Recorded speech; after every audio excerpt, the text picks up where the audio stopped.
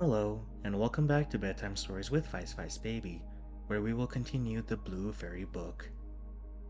Story 3: East of the Sun and West of the Moon. Once upon a time, there was a poor husbandman who had many children and little to give them in the way either of food or clothing. They were all pretty, but the prettiest of all was the youngest daughter, who was so beautiful that there were no bounds to her beauty. So once, it was late on a Thursday evening in autumn, and the wild weather outside terribly dark and raining so heavily and blowing so hard that the walls of the cottage shook again. They were all sitting together by the fireside, each of them busy with something or other, when suddenly someone rapped 3 times against the window pane. The man went out to see what could be the matter, and when he got out there stood a great big white bear. "Good evening to you," said the white bear. "Good evening," said the man. "Will you give me your youngest daughter?" said the white bear. "If you will, you shall be as rich as you are now poor." Truly, the man would have had no objection to be rich, but he thought to himself, "I must first ask my daughter about this." So he went in and told them that there was a great white bear outside who had faithfully promised to make them all rich if he might but have the youngest daughter. She said no, and would not hear of it. So the man went out again and settled with the white bear that he should come again next Thursday evening and get her answer. Then the man persuaded her and talked so much to her about the wealth that they would have and what a good thing it would be for her, that at last she made up her mind to go, and washed and mended all her rags, made herself as smart as she could, and held herself in readiness to set out. Little enough had she to take away with her.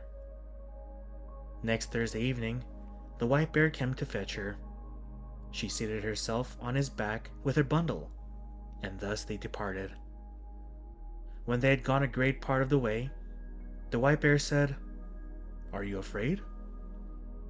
"No, that I am not," said she. "Keep tight hold of my fur, and then there is no danger," said he. And thus she rode far, far away until they came to a great mountain. Then the white bear knocked on it, and a door opened, and they went into a castle where there were many brilliant lighted rooms which shone with gold and silver. Likewise a large hall in which there was a well-spread table, and it was so magnificent that it would be hard to make anyone understand how splendid it was. The white bear gave her a silver bell, and told her that when she needed anything, she had but to ring this bell, and what she wanted would appear. So, after she had eaten, and night was drawing near, she grew sleepy after her journey and thought she would like to go to bed. She rang the bell, and scarcely had she touched it before she found herself in a chamber where a bed stood ready made for her, which was as pretty as anyone would wish to sleep in. It had pillows of silk, and curtains of silk fringed with gold, and everything that was in the room was of gold or silver. But when she had lain down and put out the light, a man came and lay down beside her. And behold, it was the white bear, who cast off the form of the beast during the night. She never saw him, however, for he always came after she had put out her light, and went away before daylight appeared. So all went well and happily for a time, but then she began to be very sad and sorrowful, for all day long she had to go about alone, and she did so wish to go home with her father and mother and brothers and sisters. Then the white bear asked what it was that she wanted, and she told him that it was so dull there in the mountain, and that she had to go about all alone, and that in her parents' house at home there were all her brothers and sisters, and it was because she could not go to them that she was so sorrowful. "There might be a cure for that," said the white bear, "if you would but promise me never to talk with your mother alone, but only when the others are there too. For she will take a hold of your hand," he said, "and will want you to lead you into a room to talk with you alone. But that you must by no means do, or you will bring great misery on both of us." So, one Sunday, the white bear came and said that they could now set to see her father and mother, and they journeyed together, she sitting on his back, and they went a long, long way, and it took a long, long time.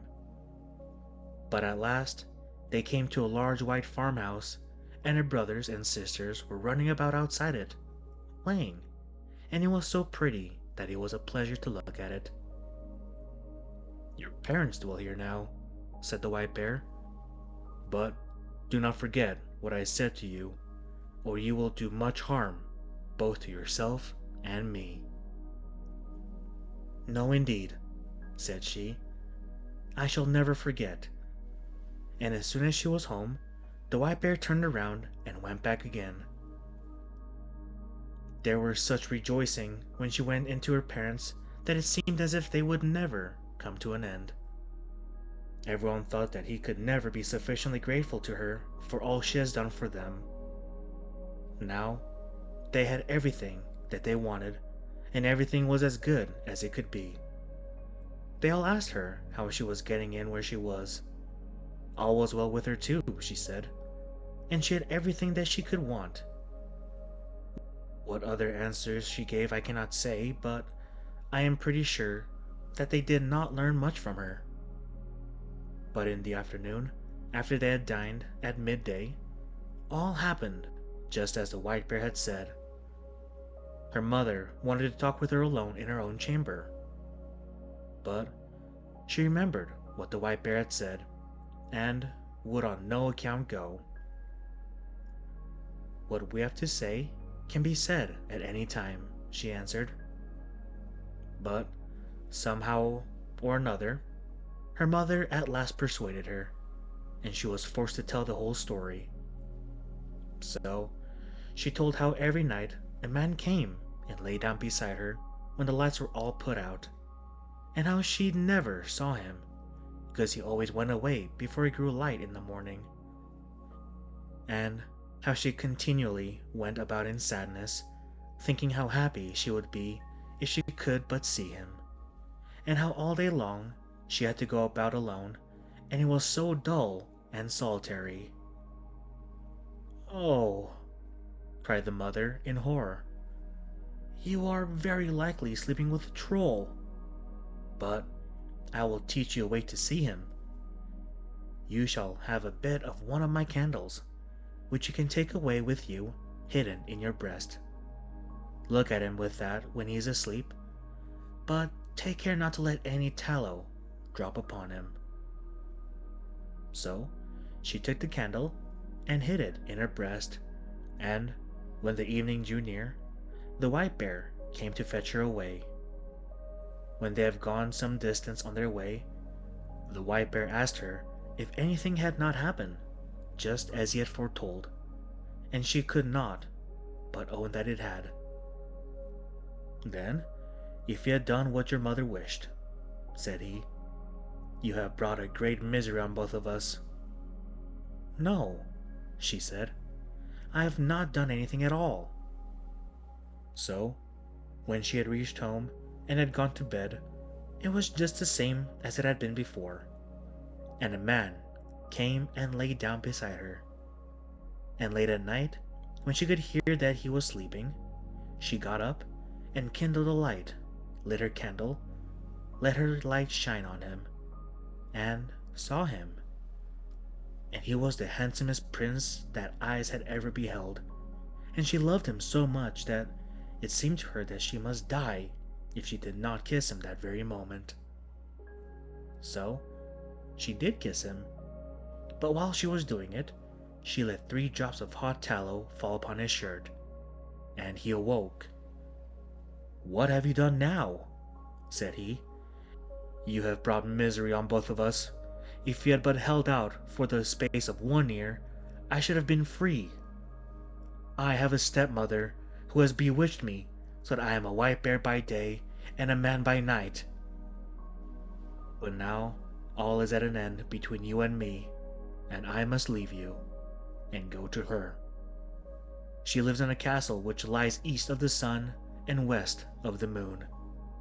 And there too is a princess with a nose which is 3 ells long. And she now is the one whom I must marry." She wept and lamented, but all in vain, for go he must. Then she asked him if she could not go with him. But no, that could not be. "Can you tell me the way then, and I will seek you, that I may surely be allowed to do?" "Yes, you may do that," said he, "but there is no way thither. It lies east of the sun and west of the moon, and never would you find your way there." When she awoke in the morning, both the prince and the castle were gone, and she was lying all on a small green patch in the midst of a dark, thick wood. By her side lay the self-same bundle of rags which she had brought with her from her own home. So, when she had rubbed the sleep out of her eyes, and wept till she was weary, she set out on her own way, and thus she walked for many and many a long day, until at last she came to a great mountain. Outside it, an aged woman was sitting, playing with the golden apple. The girl asked her if she knew the way to the prince who lived with his stepmother in the castle which lay east of the sun and west of the moon, and who was to marry a princess with a nose which was 3 ells long. "How do you happen to know about him?" inquired the old woman. "Maybe you are she who ought to have had him." "Yes, indeed I am," she said. "So it is you then," said the old woman. "I know nothing about him, but that he dwells in a castle which is east of the sun and west of the moon. You will be a long time in getting to it, if ever you get to it at all. But you shall have the loan of my horse, and then you can ride on it to an old woman who is a neighbor of mine. Perhaps she can tell you about him.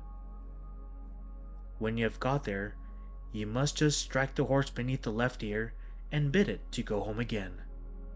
But you may take the golden apple with you."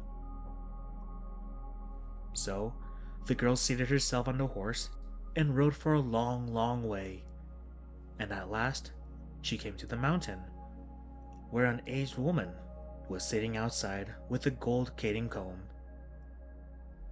The girl asked her if she knew the way to the castle which lay east of the sun and west of the moon. But she said what the first old woman said. "I know nothing about it, but that it is east of the sun and west of the moon, and that you will be a long time in getting to it, if ever you get there at all. But you shall have the loan of my horse to an old woman who lives nearest to me. Perhaps she may know where the castle is, and when you have got to her, you may strike the horse beneath the left ear and bid it to go home." Then she gave her the gold card and comb, for it might perhaps be of use to her, she said. So the girl seated herself on the horse and rode a wearisome long way onward again, and after a very long time she came to a great mountain, where an aged woman was sitting, spinning a golden spinning wheel. Of this woman too she inquired if she knew the way to the prince, and where to find the castle which lay east of the sun and west of the moon. But It was only the same thing once again. Maybe it was you who should have had the prince, said the old woman. Yes, indeed, I should have been the one, said the girl. But this old crone knew the way no better than the others. It was east of the sun and west of the moon. She knew that. And you will be a long time in getting to it, if you ever get to it at all. But you may have the loan of my horse, and I think you had better ride to the east wind and ask him. Perhaps he may know where the castle is, and will blow you thither. But when you have got to him, you must just strike the horse beneath the left ear, and he will come home again. And then she gave her the golden spinning wheel, saying, Perhaps you may find that you have a use for it. The girl had to ride for a great many days, and for a long and wearisome time before she got there. But at last she did arrive, and then she asked the east wind if he could tell her the way to the prince who dwelt east of the sun and west of the moon. Well, said the east wind, I have heard tell of the prince and of his castle, but I do not know the way to it, for I have never blown so far. But if you like, I will go with you to my brother, the west wind. He may know that, for he is much stronger than I am. You may sit on my back, and then I can carry you there. So she seated herself on his back, and they did go swiftly.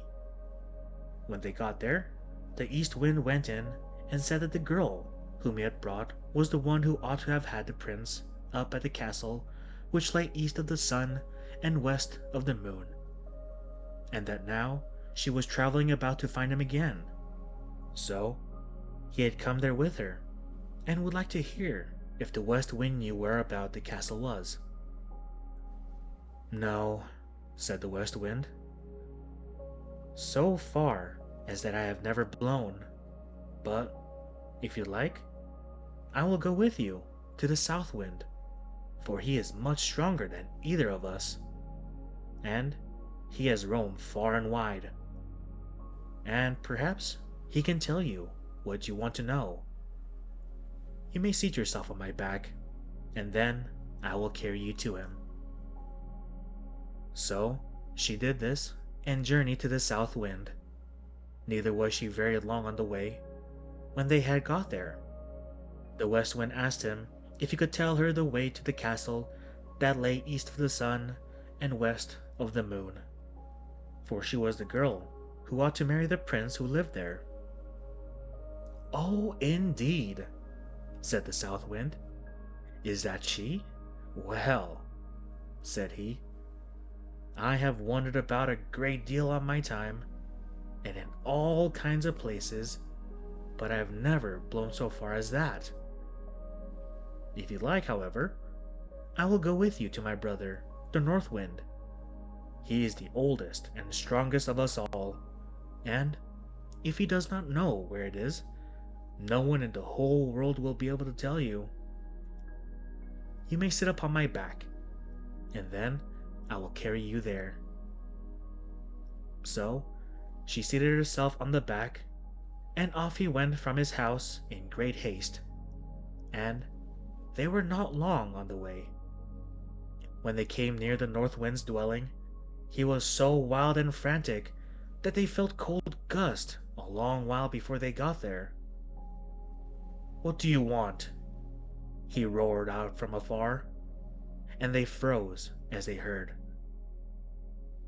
Said the south wind, It is I, and this is she, who should have had the prince who lives in the castle, which lies east of the sun and west of the moon.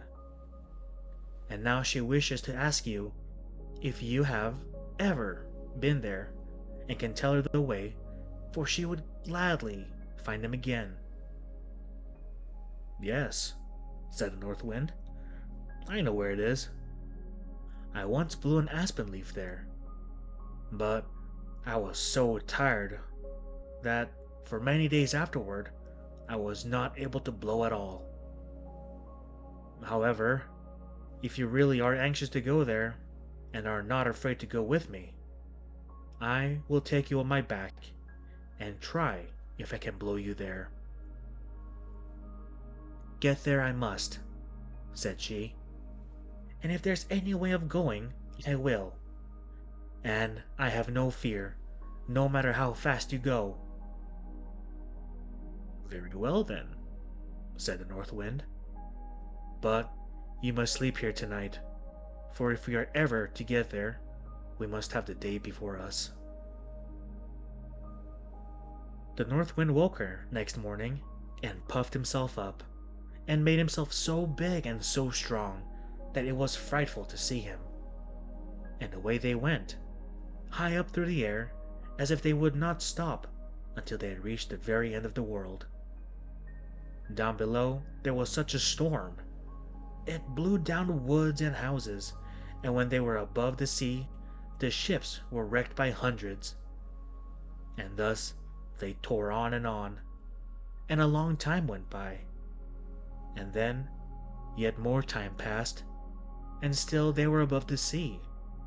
And the North Wind grew tired, and more tired, and at last so utterly weary that he was scarcely able to blow any longer, and he sank and sank, lower and lower, until at last he went so low that the waves dashed against the heels of the poor girl he was carrying. Art thou afraid? Said the North Wind.